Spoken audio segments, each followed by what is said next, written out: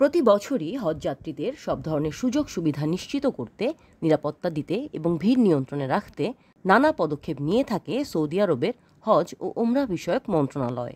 এবছরও হজকে ঘিরে নতুন নির্দেশনা জারি করেছে সৌদি সরকার।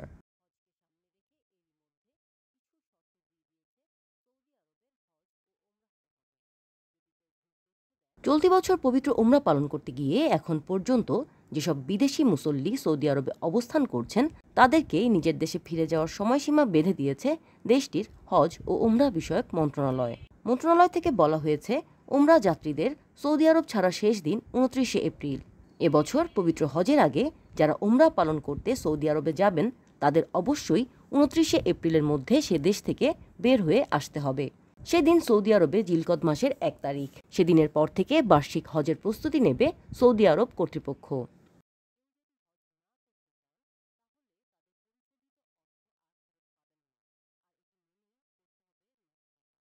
বিবৃতিতে আরও বলা হয়, ওমরাহ পালন করতে সৌদি আরবে প্রবেশের শেষ দিন 13ই এপ্রিল। ওই দিনের পর হজের আগে আর কেউ ওমরাহ পালন করতে দেশটিতে যেতে পারবেন না।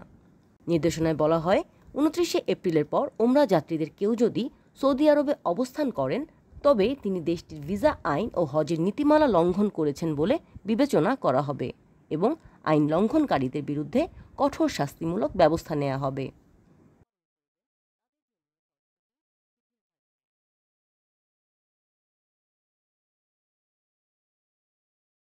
এছাড়াও বিবৃতিতে বলা হয়, যেসব ব্যক্তি ও প্রতিষ্ঠান ওমরাহ পরিষেবা দিয়ে থাকে তাদের কেউ যদি নিয়ম লঙ্ঘন করে তবে শাস্তি হিসেবে তাদের সর্বোচ্চ 1 লাখ সৌদি রিয়াল জরিমানা করা হবে। শুধু তাই নয়, এর সঙ্গে সম্ভাব্য আইনি ব্যবস্থার মুখোমুখিও হতে হবে তাদের।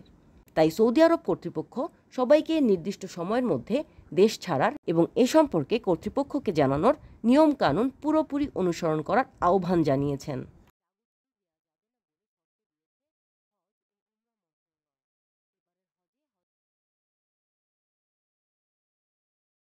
সৌদি আরব বিবৃতিতে বলছে, অতিরিক্ত সময় অবস্থানকারী ওমরাহ যাত্রীরা এ বিষয়ে জানাতে ব্যর্থ হলে সর্বোচ্চ জরিমানা করা হবে। হজের সময় সারা বিশ্ব থেকে কয়েক লাখ মুসল্লি হজ পালন করতে সৌদি আরবে যান, আর তাই হজকে ঘিরে আগে থেকেই নানা প্রস্তুতি নিতে হয় দেশটিকে।